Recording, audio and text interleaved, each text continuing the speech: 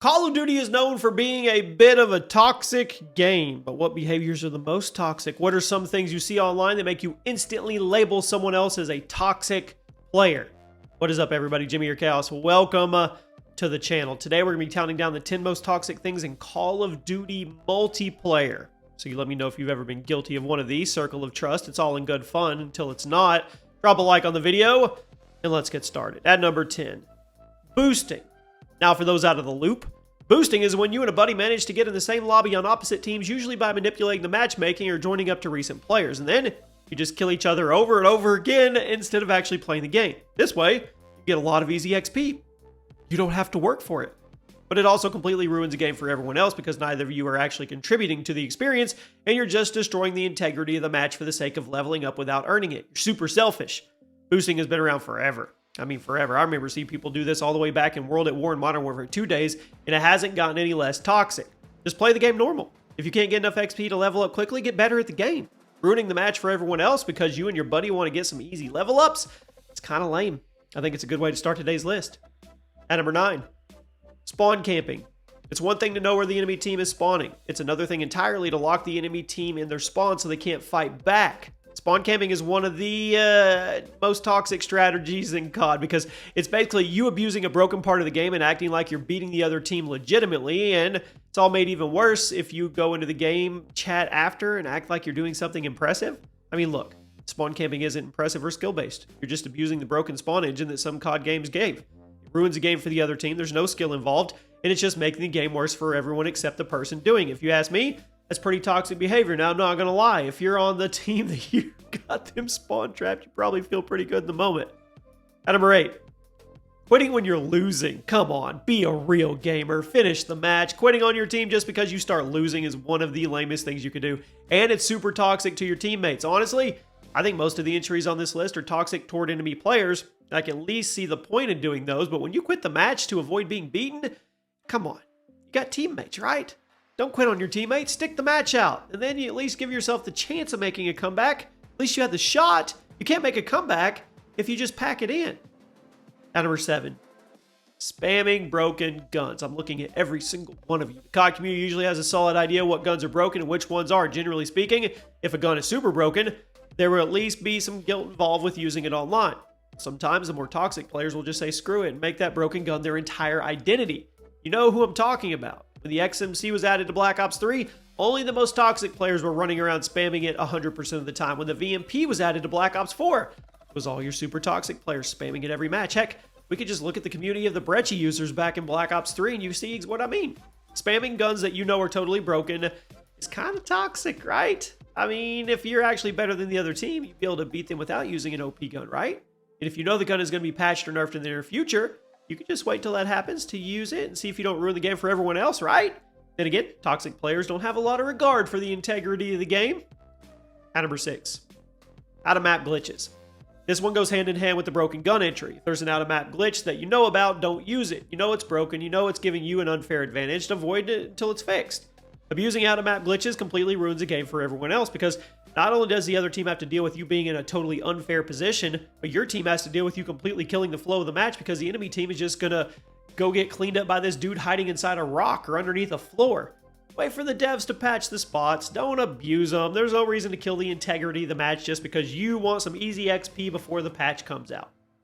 Now we arrive at the top 5. Throwing. Throwing the game? Not cool. Not only is it toxic, it's pretty lame. In case you're not caught up on your gamer lingo, throwing is a general term people use for when your teammates or a teammate is intentionally losing or feeding free kills to the enemy team. You see behavior like this in more competitive games like Counter-Strike and Overwatch and sometimes Marvel Rivals, but you see it every once in a while in COD where someone on your team will just be walking out to the line of fire over and over again. They're just feeding, giving the enemy team free kills and streaks so they can get a loss. They can mess with their teammates, they can troll them, manipulate the matchmaking, whatever the reason.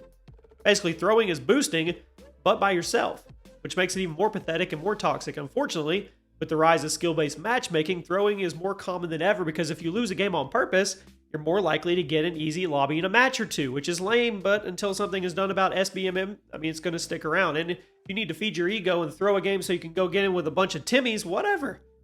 Number 4, body blocking teammates. I'm sure you've done it. In core game modes, there's no friendly fire. That means you can't kill your teammates, but also means you can stand in front of your teammates with no consequence. We've all done it. We've all walked in front of a teammate to block their sniper shot just because we knew it would make them mad. We've all tried to jump in front of our teammates' RPG shot so we can make them blow themselves up, but it's kind of toxic, right? We're just messing with their performance because it's funny, and yes, it is funny, but it's toxic. It's harmless at the end of the day. All these things are. It's just a video game, but if we're talking about toxic behavior, body blocking your teammate probably qualifies, especially if you manage to block them in a corner so they can't play the game. That used to be such a big thing, too. At number 3, team killing. Now, this one only really applies to hardcore game modes, but sometimes you just have to do it, right? Maybe someone on your team is annoying you in the voice chat. Maybe they killed you with a grenade a few minutes ago. Maybe they're just sandbagging at the bottom of the leaderboard and you're trying to give them a little toxic motivation to step it up. Come on. Killing your teammates on purpose? I mean, it's toxic no matter what your reasoning is. It can be funny, sure, and it's definitely going to get some entertaining reactions from time to time, but it's not like killing your teammates actually accomplishes anything other than just pissing them off, and isn't that the very definition of toxic in the context of Call of Duty? Accidentally killing your teammate in hardcore, no big deal. Everyone's done it a couple times, a couple thousand times. But if you're going around intentionally killing your teammates, might be the toxic one in the mirror. At number 2, cheating. Let's be real. Cheating is the ultimate toxic activity. If you jump into a match of Call of Duty with cheats installed, you're just there to ruin the game for everyone else and make yourself feel better about yourself, which is one of the most toxic things you can do.